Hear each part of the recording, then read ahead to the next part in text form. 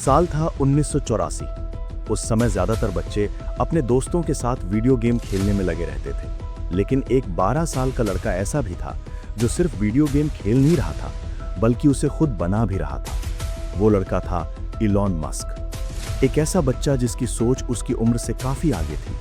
वो अपने दिमाग में ऐसी बातें सोचता था जो दूसरे बच्चों के लिए सोचना भी मुश्किल था, लेकिन इसी वजह से उसके कोई खास दोस्त नहीं थे। स्कूल में उसे बार बार परेशान किया जाता था, उसका मजाक उड़ाया जाता था, और एक बार तो उसे इतनी बुरी तरह पीटा गया कि उसे अस्पताल में भर्ती होना पड़ा। फिर भी उसने हार नहीं मानी, वो अपनी सोच पर काम करता रहा। आज वही लड़का रॉकेट बना रहा है, इलेक्ट्रिक कारें बना रहा है और एआई के जरिए दुनिया बदलने की कोशिश कर रहा है। वो दुनिया के सबसे अमीर लोगों में शामिल हो चुका है। ये कहानी है उस लड़के की जिसने दुनिया बदलने का सपना देखा और उसे सच कर दिखाया। इलॉन मस्क का जन्म 1971 में दक्षिण अफ्रीका के प्रिटोरिया शहर में हुआ था। उनके पिता एक मैकेनिकल इंजीनियर थे जिन्हें मशीनों की अच्छी समझ थी। उनकी मां एक मॉडल और डाइट एक्सपर्ट थी। इलॉन बचपन से ही काफी शांत और अपने में रहने वाले बच्चे थे।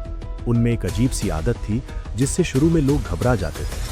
कई बार वो ऐसे खो जाते थे जैसे उन्होंने आसपास की दुनिया से कनेक्शन ही तोड़ दिया हो। वो कहीं भी बैठे होते लेकिन उनकी नज़र एक जगह टिकी रहती और उन्हें आसपास क्या हो रहा है इसका पता ही नहीं चलता।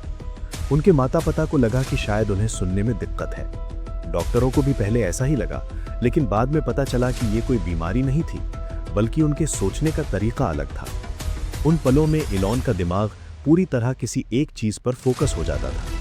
वो बाकी सब कुछ भूलकर किसी जटिल आइडिया पर सोचते रहते थे, जैसे उनके दिमाग के अंदर एक छोटी सी लैब चल रही हो, जहां वो ग्रहों, मशीनों और भविष्य के बारे में सोच रहे होते थे। इलॉन को किताबें पढ़ना बहुत पसंद था।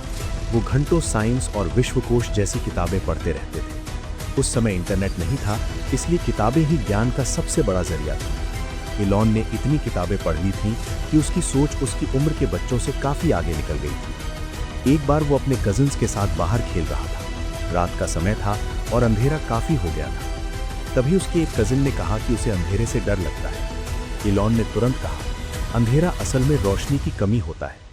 उसने ये बात पूरी तरह साइंस के हिसाब से कही थी, लेकिन बाकी बच्चों को यह अजीब लगा। उन्हें लगा कि ये लड़का बहुत अलग है। इलॉन हर बात को लॉजिक से समझता था, जबकि बाकी बच्चे सामान्य तरीके से सोचते थे। यही चीज उसे अलग बनाती थी, लेकिन उसी वजह से वो अकेला भी होता जा रहा था। स्कूल में इलॉन की जिंदगी आसान नहीं थी। वो जितना तेज था उतना ही दूसरे बच्चों को अजीब लगता था। उसे बार बार बुली किया जाता था। कुछ लड़के उसे रोज परेशान करते थे। एक बार तो उन्होंने उसे सीढ़ियों से नीचे फेंक दिया और बुरी तरह पीटा, जिससे उसे अस्पताल में भर्ती होना पड़ा। उसके शरीर पर चोट के निशान थे और उसे कई दिनों तक आराम करना पड़ा।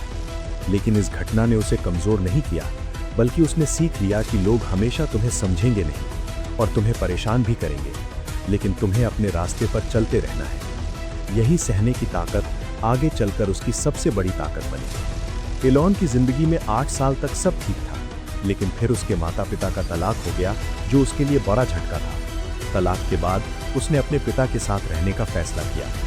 10 साल की उम्र में उसने पहली बार एक कंप्यूटर देखा। उस समय कंप्यूटर बहुत कम होते थे। वो उसे देखकर हैरान रह गया और उसने अपने पिता से उसे दिलवाने की जिद की। आखिरकार उसे कंप्यूटर मिल गया। उसमें सिर्फ 5 किलोबाइट मेमोरी थी, जो आज के हिसाब से बहुत कम है। उसके साथ एक किताब आई थी जिसमें बेसिक प्रोग्रामिंग सिखाई जाती थी, जिसे सीखने में आमतौर पर 6 महीने लगते थे। इलॉन ने उसे 3 दिन में खत्म कर दिया। उसे कोडिंग इतनी पसंद आई कि वो घंटों इसमें लगा रहता था। साल 1984 में जब इलॉन सिर्फ 12 साल का था, उसने अपना पहला वीडियो गेम बनाया। उसका नाम था ब्लास्टर। ये एक स्पेस गेम था जिसमें खिलाड़ी एक स्पेसशिप कंट्रोल करता था और दुश्मन जहाज़ों को मारता था। आज के हिसाब से ये गेम बहुत सिंपल लगेगा, लेकिन उस समय ये बहुत बड़ी बात थी। इलॉन ने ये गेम एक कंपनी को $500 में बेच दिया। ये उसका पहला बिजनेस था। हाई स्कूल में पहुंचते पहुंचते एलॉन को साफ समझ आने लगा था कि वो अपने आसपास के बच्चों से अलग है और उसे ऐसी जगह जाना चाहिए जहां उसकी काबिलियत को सही मौका मिल सके। उसकी नज़र अमेरिका पर थी, लेकिन वहां पहुंचने के लिए उसे पहले कनाडा जाना था, क्योंकि वहां उसका एक रिश्तेदार रहता था और वहां से नागरिकता लेना आसान था। 17 साल की उम्र में एलॉन मस्क अपना घर छोड़कर कनाडा चला गया। कनाडा में उसने अपने रिश्तेदारों के साथ रहना शुरू किया। यहाँ उसने छोटे छोटे काम किए क्योंकि उसे अपने खर्च खुद उठाने थे। कभी लकड़ी काटने का काम करता तो कभी बॉयलर रूम में सफाई करता। उसने करीब $800 में एक छोटा सा कमरा किराए पर लिया और बहुत साधारण जिंदगी जीने लगा। 1989 में उसकी माँ और भाई किम्बल भी कनाडा आ गए। इसी दौरान उसका एडमिशन क्वींस यूनिवर्सिटी में हो गया। 2 साल बाद उसने अमेरिका की यूनिवर्सिटी ऑफ पेंसिल्वेनिया में ट्रांसफर ले लिया। आखिरकार वो अपने सपनों के देश अमेरिका पहुंच चुका था। वहां उसने फिजिक्स और इकोनॉमिक्स की पढ़ाई की, लेकिन उसे जल्दी समझ आ गया कि उसका असली इंटरेस्ट सिर्फ पढ़ाई में नहीं बल्कि कुछ नया बनाने में है। 1995 में कॉलेज खत्म करने के बाद एलॉन और उसके भाई किम्बल ने मिलकर एक स्टार्टअप शुरू करने का फैसला किया। उस समय इंटरनेट नया नया था। लोग बिजनेस ढूंढने के लिए अब भी कागज की डायरेक्टरी इस्तेमाल करते थे। रास्ता ढूंढने के लिए फिजिकल मैप या लोगों से पूछना पड़ता था। एलॉन ने सोचा, क्यों ना एक ऐसी वेबसाइट बनाई जाए जहां शहर के सारे बिजनेस लिस्ट हों और साथ में मैप भी हो। उन्होंने अपनी कंपनी का नाम Zip2 रखा। एलॉन दिन रात कोडिंग करता था और किम्बल दुकानदारों को जाकर समझाता था कि ये प्लेटफॉर्म उनके लिए क्यों जरूरी है। धीरे धीरे कंपनी बढ़ने लगी। 1 साल के अंदर टीम बड़ी हो गई और ग्राहक भी तेजी से आने लगे। कंपनी को पहले $3 मिलियन और फिर $50 मिलियन की फंडिंग मिली। 1999 में इंटरनेट का दौर तेजी से बढ़ रहा था और बड़ी कंपनियां अच्छे स्टार्टअप खरीद रही थी। तभी कॉम्पैक्ट ने Zip2 को खरीद लिया। इस डील से एलॉन को करीब $22 मिलियन मिले। सिर्फ 27 साल की उम्र में वो करोड़पति बन चुका था। लेकिन उसके लिए ये अंत नहीं बल्कि शुरुआत थी। कॉलेज के समय उसने बैंक में इंटर्नशिप की थी, जहां उसने देखा कि बैंकिंग सिस्टम कितना पुराना और धीमा है। उसी समय उसके मन में आया कि इस सिस्टम को पूरी तरह ऑनलाइन करना चाहिए। इसी सोच के साथ उसने 1999 में X.com नाम की कंपनी शुरू की। उस समय लोग ऑनलाइन पेमेंट पर भरोसा नहीं करते थे, इसलिए ग्राहकों को लाने के लिए उसने एक ट्रिक अपनाई। हर नए यूजर को $20 फ्री देता था और रेफर करने पर $10 बोनस देता था। ये आइडिया बहुत कामयाब रहा और कुछ ही महीनों में लाखों लोग प्लेटफॉर्म से जुड़ गए। इसी समय पीटर थियल की कंपनी पेपैल भी मार्केट में थी। दोनों कंपनियों के बीच कड़ी टक्कर चल रही थी। आखिरकार 2000 में दोनों ने मर्जर कर लिया। बाद में कंपनी का नाम पेपैल ही रखा गया। लेकिन मर्जर के बाद कंपनी में अंदरूनी विवाद शुरू हो गए। एलॉन का काम करने का तरीका काफी सख्त था और कई लोग उससे सहमत नहीं थे। इसी बीच जब वो हनीमून पर गया हुआ था, तब कंपनी के बोर्ड ने उसे सीईओ पद से हटा दिया और पीटर थियल को सीईओ बना दिया। एलॉन वापस आया, लेकिन वो अपनी जगह वापस नहीं ले पाया। फिर भी वो कंपनी का सबसे बड़ा शेयर धारक बना रहा। 2002 में ईबे ने पेपैल को खरीद लिया। इस डील से एलॉन को लगभग $180 मिलियन मिले। अब वो बहुत अमीर बन चुका था, लेकिन उसने आराम करने के बजाय कुछ बड़ा करने का फैसला किया। उसे बचपन से ही अंतरिक्ष में दिलचस्पी थी। उसने सोचा कि इंसान मंगल ग्रह तक क्यों नहीं पहुंच पाया।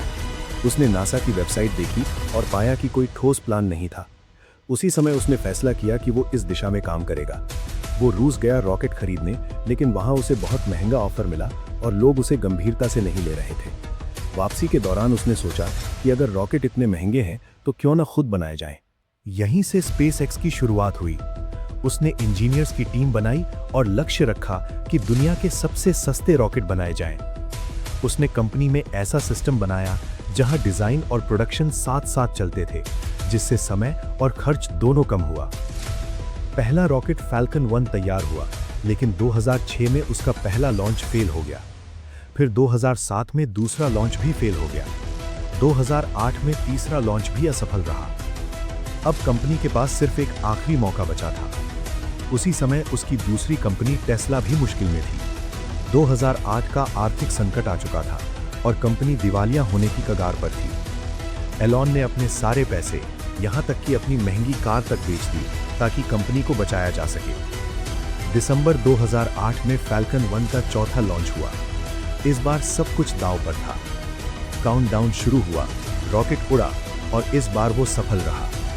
स्पेसएक्स इतिहास बनाने वाली पहली प्राइवेट कंपनी बन गई जिसने रॉकेट को सफलतापूर्वक ऑर्बिट में भेजा।